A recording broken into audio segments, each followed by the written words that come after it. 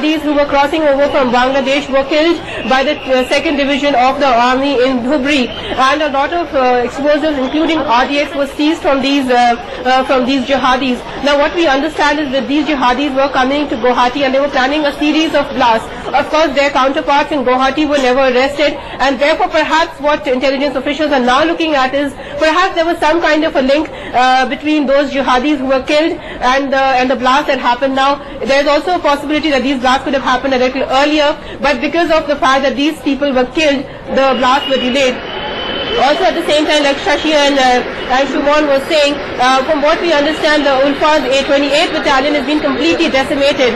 Last month, the Alpha and Charlie divisions of the 28th battalion, like we know, has 3 companies, and 2 companies have signed a ceasefire agreement with the government.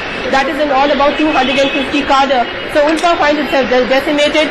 Bravo is the 3rd company of Ulfa, which is still active at the moment. This is the fighting force of the Ulfa, and perhaps from what we understand, there is a possibility that Huji terrorists, that is the jihadis who were killed, these people with local support from the Bravo company of Ulfa could perhaps be behind the blast, but at the moment there is very little information to really confirm that kind of information. But yes, there is a possibility that RDX could have been used, and this is RDX that was available with the local people with the local counterparts in Guwahati. Nita, you're giving us extremely crucial information, and this is information that's coming from your central intelligence sources. You're telling us that RDX was seized about a week or 10 days ago from jihadis who were crossing over from Bangladesh into Assam.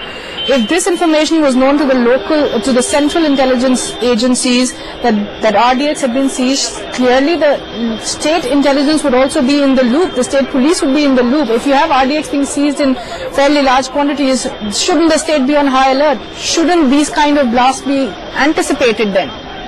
Well, let me just clarify here that this happened last month and in Dhubri that these people were killed.